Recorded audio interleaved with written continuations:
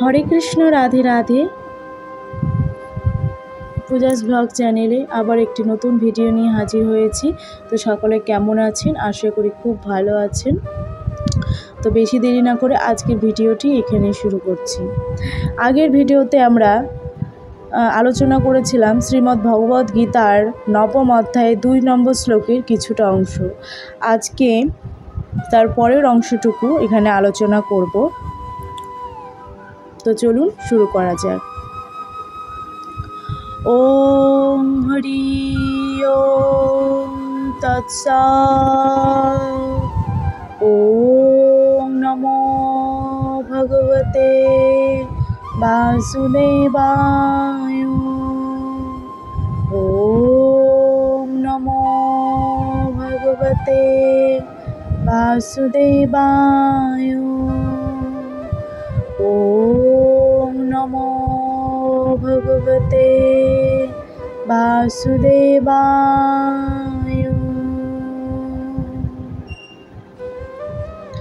আগের শ্লোকে আমরা এখানে শেষ করেছিলাম যে পরমেশ্বর ভগবান শ্রীকৃষ্ণের প্রতি ভক্তি পরায়ণ হন। পক্ষান্তরে বলা যায়, যিনি ভক্তি যোগে ভগবানের সেবা করেছেন তিনি ইতিমধ্যেই সম্পূর্ণরূপে পাপ থেকে মুক্ত হয়েছেন। এই কথা পদ্ম পুরাণে প্রতিপন্ন হয়েছে। অপ্রারব্ধ ফলং পাপং কূটবীজং ফলম মোক্ষম ক্রমৈনব প্রলীয়ত বিষ্ণু ভক্তিরাত্মানম। অর্থাৎ ভক্তি সহকারে যারা পরমেশ্বর ভগবানের সেবা করেছেন তাদের প্রারব্ধ সঞ্চিত ও বীজরূপী সমস্ত পাপ কর্মের ফলই ধীরে ধীরে নষ্ট হয়ে যায়। সুতরাং ভগবত ভক্তির পাপ নাশকারী শক্তি অত্যন্ত প্রবল এবং তাকে পবিত্রম উত্তমম অর্থাৎ পরম পবিত্র বলা হয়। উত্তমম শব্দটির অর্থ অপাকৃত। তমস শব্দটির অর্থ এই জড় জগৎ অথবা অন্ধকার এবং উত্তম শব্দের অর্থ জড় কার্যকলাপের অতীত। ভক্তিমূলক কার্যকলাপকে কখনোই জড়জাগতিক বলে মনে করা উচিত নয়। যদিও আপাত দৃষ্টিতে কখনো কখনো মনে হতে পারে যে কৃষ্ণ ভাবনায় ভক্ত সাধারণ মানুষের মতোই কর্তব্য কর্মে লিপ্ত। ভক্তিযোগ সম্বন্ধে অবগত তত্ত্বদ্রষ্টা পুরুষ জানেন যে ভক্তিমূলক কার্যকলাপ কখনোই জড়জাগতিক কার্যকলাপ নয়। সেই সমস্ত কার্যকলাপ জড় প্রকৃতির গুণের অতীত, চিন্ময় এবং ভক্তিভাবময়। এমন কথাও বলা হয়ে থাকে যে ভগবত ভক্তির সাধন উৎকৃষ্ট হওয়ার ফলে তার পরিণাম সঙ্গে সঙ্গে প্রত্যক্ষ করা যায়। এই প্রত্যক্ষ ফল যথার্থই গোচরীভূত হয় এবং আমাদের অভিজ্ঞতা আছে যে ভগবান শ্রীকৃষ্ণের নাম সমন্বিত মহামন্ত্র হরে কৃষ্ণ কৃষ্ণ কৃষ্ণ হরে হরে, হরে রাম রাম রাম হরে হরে অপরাধ মুক্ত হয়ে কীর্তন করতে করতে অপাকৃত আনন্দ অনুভূতি হয় এবং মানুষ অচিরেই জড়জাগতিক সমস্ত কলুষ থেকে মুক্ত হয়ে পবিত্র হয়। এটি বাস্তবিক। দেখা গেছে অধিক কন্ত কেবলমাত্র কীর্তন বা শ্রবণ করাই নয়, সেই সঙ্গে যদি কেউ কৃষ্ণ ভাবনাময় ভক্তি যোগের কথা প্রচার করে অথবা কৃষ্ণ ভাবনামৃত প্রচারের কাজকর্মে সহযোগিতা করে তবে সে উত্তরোত্তর পারমার্থমিক প্রগতি অনুভব করতে পারে। পারমার্থমিক জীবনের এই উন্নতি কোনো পূর্বার্জিত শিক্ষা বা যোগ্যতার উপর নির্ভর করে না। এই পন্থাটি এতই পবিত্র যে তা অবলম্বন করা মাত্রই মানুষ আপনা থেকেই পবিত্র হয়ে ওঠে। বেদান্ত সূত্রে 3.2.26 শ্লোকে এই বিষয়ে বর্ণনা করে বলা হয়েছে, প্রকাশ্চোদ্যোগ কর্মণ্যভ্যাসাৎ, ভক্তিযোগ এতই শক্তিশালী যে তার অনুশীলন করার ফলে নিঃসন্দেহে দিব্য জ্ঞান লাভ করা যায়। এর প্রকৃষ্ট দৃষ্টান্ত দেখা গেছে বা দেখা যায় নারদ মুনির ব্যক্তিগত জীবনে। মহান ভগবত ভক্ত দেবর্ষি নারদ পূর্বজন্মে এক দাসীর পুত্র ছিলেন। মহান ভগবত ভক্ত দেবর্ষি নারদ পূর্বজন্মে এক দাসীর পুত্র ছিলেন। তার জাগতিক কোনো শিক্ষাই ছিল না, অথবা কৌলীন্যও ছিল না। কিন্তু তার মা যখন মহাভাগবতের সেবা করতেন, তখন তিনি তাদের সেবায় নিয়োজিত হতেন এবং কখনো কখনো তার মায়ের অনুপস্থিতিতে তিনি নিজেই সেই মহাভাগবতের সেবা করতেন। নারদ মুনি নিজেই বলেছেন, উচ্ছিষ্টলে পানানুমোদিতং দ্বিজৈ সকৃৎ স্ম ভুঞ্জে তদ পাস্তকিল্লিশং এবং প্রবৃত্তিস্য বিশুদ্ধ চেতনং সত্য ধর্মং এবাত্তরুচি প্রজায়তে। শ্রীমদ্ ভাগবতের 1.5.25 এই শ্লোকটিতে নারদ মুনি তার শিষ্য শ্রী ব্যাসদেবের কাছে তার পূর্বজন্মের কথা বর্ণনা করছেন।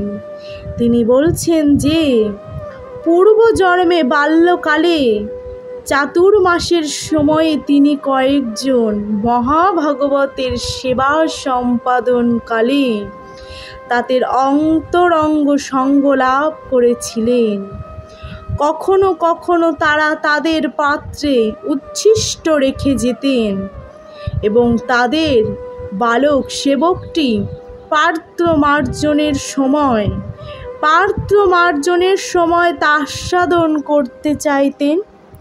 তিনি মহাভাগবতদের অনুমতি প্রার্থনা করলে তারা তা দেন এবং নারদ মুনি তাদের উচ্ছিষ্ট ভোজন করেন।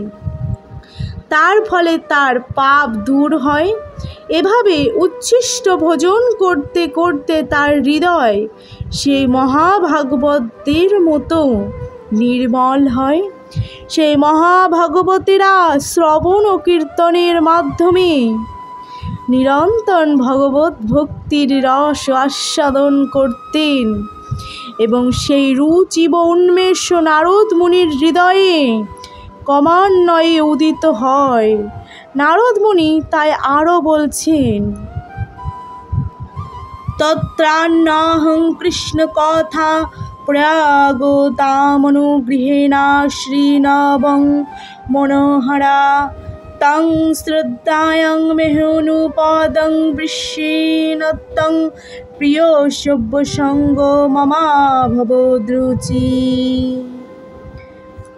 সাধুসঙ্গের প্রভাবে নারদ মুনি ভগবানের মহিমা শ্রবণ ও কীর্তনে রুচি লাভ করেন এবং তার হৃদয়ে ভগবত ভক্তির প্রতি তীর বাসনার উন্মেষ হয়। তাই বেদান্ত সূত্রে উল্লেখ করা হয়েছে, প্রকাশ্যোদ্যোগ কর্মণ্যভ্যাসাৎ, ভগবত ভক্তিতে অনন্য নিষ্ঠা হলে ভক্তের হৃদয়ে পূর্ণরূপে সকল প্রকার ভগবত তত্ত্বের স্মরণ হয় বা স্ফুরণ হয় এবং তখন তিনি সব কিছু হৃদয়ঙ্গম করতে পারেন। একেই বলা হয় প্রত্যক্ষ অনুভূতি। এই শ্লোকে ধর্মম শব্দটির অর্থ ধর্মের পথ। নারদ মুনি ছিলেন প্রকৃতপক্ষে এক দাসীপুত্র, তাই তিনি বিদ্যালয়ে অধ্যয়ন করার সুযোগই পায়নি। তিনি কেবল তার মাকে সাহায্য করতেন এবং সৌভাগ্যক্রমে তার মা ভগবত ভক্তের সেবায় নিযুক্ত ছিলেন। শিশু নারদও সেই সুযোগ পেয়েছিলেন এবং কেবল সাধুসঙ্গের প্রভাবেই তিনি সমস্ত ধর্মের পরম লক্ষ্যে উপনীত হন। শ্রীমদ্ ভাগবতে বলা হয়েছে যে সমস্ত ধর্ম আচরণের পরম লক্ষ্য হচ্ছে ভক্তিযোগ। সব ওই পুষ্যাং পরধর্ম যত ভক্তির ধোখ যে। ধর্মপরায়ণ লোকেরা সাধারণত জানে না যে ধর্মচরণের চরম সার্থকতা হচ্ছে ভগবত ভক্তি লাভ করা। অষ্টম অধ্যায়ের শেষ শ্লোকটিতে বেদেষু যজ্ঞেষু তপস্যু চৈব আমরা সেই সম্বন্ধে আলোচনা করছি। সাধারণত আত্মোপলব্ধির জন্য বৈদিক জ্ঞানের প্রয়োজন হয়, কিন্তু এখানেও যদি নারদ মুনি কখনো কোনো গুরুদেবের শিক্ষা প্রতিষ্ঠানে যাননি এবং বৈদিক সিদ্ধান্ত শিক্ষিতও হতে পারেনি, তবুও তিনি বৈদিক জ্ঞান অনুশীলনের সর্বোচ্চ ফল লাভ করেছিলেন। ভক্তির এই পন্থা এতই শক্তিশালী যে নিয়মিতভাবে ধর্মীয় আচার অনুষ্ঠান না করেও পরম সিদ্ধি লাভ করা যায়। এটি কি করে সম্ভব? বৈদিক সাহিত্যে এই বিষয়ে প্রতিপন্ন করে বলা হয়েছে, আচার্যবানং পুরুষ বেদং মহান আচার্যদের সঙ্গ লাভ করার ফলে অশিক্ষিত বা বৈদিক জ্ঞানে সম্পূর্ণ অজ্ঞ মানুষ আত্ম উপলব্ধির উপযোগী জ্ঞান লাভে সক্ষম হতে পারেন। ভক্তিযোগের পথ অত্যন্ত সুখসাধ্য। সুসুখম কেন? ভক্তিযোগের অঙ্গ হচ্ছে শ্রবণ কীর্তন। বিষ্ণু কেবল ভগবানের দিব্য মহিমা শ্রবণ কীর্তন অথবা প্রামাণিক আচার্যদের দিব্য জ্ঞান সমন্বিত দার্শনিক প্রবচন শ্রবণ করার মাধ্যমে ভক্তিযোগ সাধিত হয়। শুধু বসে থেকে শিক্ষা লাভ করা যায়, তারপর ভগবানের সুস্বাদু প্রসাদ আস্বাদন করা যায়। যে কোনো অবস্থায় ভক্তিযোগ অত্যন্ত আনন্দদায়ক। এমনকি দারিদ্র্যের মধ্যেও ভক্তিযোগ সাধন করা যায়। ভগবান বলছেন, পত্রং পুষ্পং ফলং তয়ম। তিনি ভক্তের নিবেদিত সব কিছুই গ্রহণ করতে প্রস্তুত এবং তা যাই হোক না কেন তাতে কিছু মনে করেন না।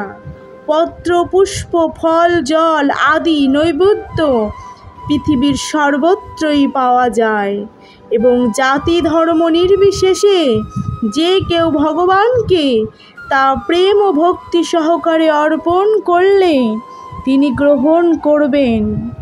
ইতিহাসের অনেক উদাহরণ আছে। শুধুমাত্র ভগবানের চরণে অর্পিত তুলসী গ্রহণ করার মাধ্যমে সনত কুমার আদি মহর্ষিরা মহাভাগবতে পরিণত হয়েছিলেন।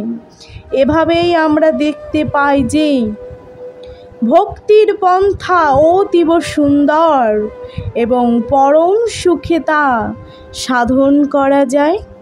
ভগবানকে নিবেদিত বস্তুর সঙ্গে মিশ্রিত প্রেমটি তিনি কেবল গ্রহণ করেন। এখানে ভক্তিযজ্ঞে শাশ্বত বলা হয়েছে। এই ভক্তি মায়াবাদী দার্শনিকদের ভ্রান্ত মতবাদ সাপেক্ষ নয়। মায়াবাদীরা কখনো কখনো নানামাত্র ভক্তির অনুশীলন করে থাকে এবং তাদের ধারণা মুক্তি লাভ না করা পর্যন্ত তারা তার আচরণ করবে, কিন্তু সব শেষে মুক্ত হয়ে গেলে তারা ভগবানের সঙ্গে এক হয়ে যাবে। স্বার্থপরায়ণ এই ধরনের সাময়িক ভক্তিকে শুদ্ধ ভক্তি বলা যায় না। যথার্থ ভক্তিযোগ এমনকি মুক্তির পরেও চলতে থাকে। ভক্ত যখন ভগবত ধামে ফিরে যান তখন তিনি সেখানে ভগবত সেবায় মগ্ন থাকেন। তিনি কখনোই ভগবানের সঙ্গে এক হয়ে যাওয়ার চেষ্টা করেন না। ভগবদ্গীতায় আমরা দেখতে পাবো যে যথার্থ ভক্তিযোগের শুরু হয় মুক্তি লাভের পরে। মুক্তির পরে কেউ যখন ব্রহ্মভূত স্তরে অধিষ্ঠিত হন তখনই তার ভগবত ভক্তির অনুশীলন শুরু হয়। সম সর্বেষু ভূতেষু মদ ভক্তিং লভতে। পরাম স্বাধীনভাবে কর্মযোগ, জ্ঞানযোগ, অষ্টাঙ্গ যোগ অথবা অন্য যে কোনো যোগ অনুষ্ঠান করলে পরমেশ্বর ভগবানকে উপলব্ধি করা যায় না।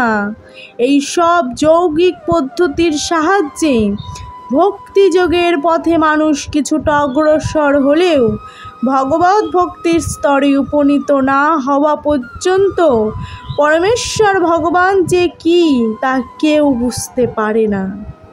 শ্রীমদ্ ভাগবতেও এই বিষয়ে প্রতিপন্ন করে বলা হয়েছে যে ভক্তিযোগ সাধন করার ফলে বিশেষত্ব তত্ত্বদর্শী মহাভাগবতদের মুখরবিন্দ থেকে শ্রীমদ্ ভাগবত অথবা ভগবদ্ গীতা শ্রবণ করলে কৃষ্ণ তত্ত্ব বা ভগবত তত্ত্ব জানা যায় এবং প্রসন্ন মনস্য ভগবত ভক্তি যোগতং। হৃদয় যখন সম্পূর্ণভাবে ভ্রান্তি অনর্থ থেকে মুক্ত হয় তখন ভগবানকে জানা যায়। এভাবেই ভগবত ভক্তি বা কৃষ্ণ ভাবনা মিত্রের পন্থা সমস্ত বিদ্যার রাজা এবং সমস্ত গ্রহতত্ত্বের রাজা। এটি পরম বিশুদ্ধ ধর্ম এবং আনন্দের সঙ্গে অনায়াসে তা সম্পাদন করা যায়। তাই এই পন্থা সকলেরই গ্রহণ করা উচিত।